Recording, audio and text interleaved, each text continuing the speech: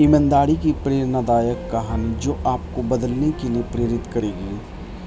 चलिए शुरू करते हैं आज की है वीडियो। अगर हमारे चैनल पर नए हैं तो चैनल को सब्सक्राइब करें, वीडियो को शेयर करें। एक शहर में अमन अपने मम्मी पापा और छोटी बहन राधिका के साथ रहता था। एक दिन की बात है, मौसम बहुत अच्छा हो रहा था। अमन और राधिका पार्क में खेलने के लिए मम्मी से जिद कर रहे थे। तभी मम्मी उनको पार्क में जाने को कहती है, लेकिन साथ में बोलती है कि पार्क से बाहर नहीं जाना। दोनों हाँ में सर हिलाकर खेलने चले जाते हैं। पार्क में जाने पर दोनों को खेलते खेलते बहुत दूर निकल जाते हैं। वहाँ एक किसान की लड़की एक टोकरी में जामुन इकट्ठा कर रही थी, जहाँ राधिका उस लड़की से टकरा जाती है, जिसमें उसकी टोकरी के सारे जामुन नीचे गिरकर फूट जाते हैं। जिसको देखकर वो लड़की बहुत परेशान हो जाती है और रोने लगती है। उस लड़की को रोता देख राधिका अपने भाई से कहती है, भाई चलो हम यहाँ से भाग चलते हैं, जिससे कोई हमें देख ना पाए। नहीं, मैं नहीं जाऊँगा। देख, ये लड़की हमारी वजह से कितनी रो रही है। हमारा कर्तव्य है कि हमने इसका जो भी नुकसान किया है वो हमें भरना चाहिए।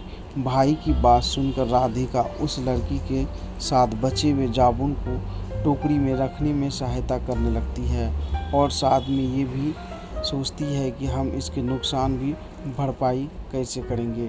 मेरे सारे जामुन बेकार हो गए, जिनको बाज़ार में बेचकर जो पैसे आते हैं उनमें हम 2-3 दिन का खाना खा लेते हैं। अब मैं घर जाकर अपनी बीमार माँ को क्या बोलूँगी। ऐसा सोचकर वो ज़ोर ज़ोर से रोने लगी।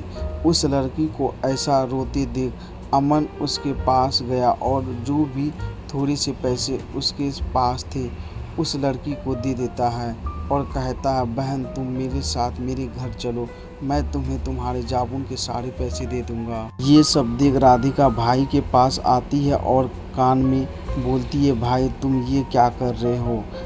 अगर मम्मी को पता चला तो हमें बहुत डांट पड़ेगी और हमारा घर से बाहर निकलना बंद कर देगा।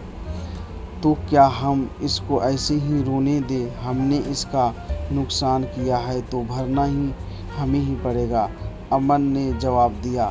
फिर वो दोनों उस लड़की को लेकर अपने घर चली गई। अमन की मम्मी देखकर उन दोनों से पूछती है कि ये लड़की कौन है।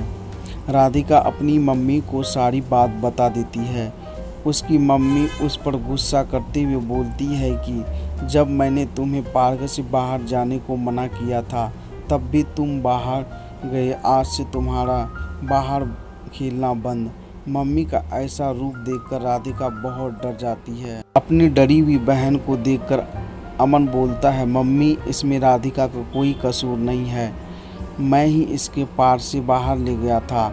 डरी हुई राधिका अपने भाई की बर्ताव से हिम्मत मिलती है और वो मम्मी के हाथ पकड़कर बोलती है, मम्मी इसमें भैया का कोई दोष नहीं है, यह सब मेरी वजह से हुआ है। उन दोनों की ईमानदारी और सच्चाई को देखकर मम्मी उनको माफ़ कर देती है। अमन मम्मी से बोलती है कि मम्मी हमें इस लड़की को इसके नुकसान के पैसे देने हैं।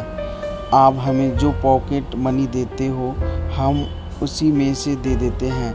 राधिका अपने और भाई के इकट्ठा किए हुए पैसे इन लड़की को दे देते हैं, जिन्हें पाकर लड़की बहुत खुश हो जाती है। किसान की लड़की पहले मिले हुए पैसे अमन को वापस करने लगती है, लेकिन अमन उन पैसों को वापस लेने से मना कर देता है।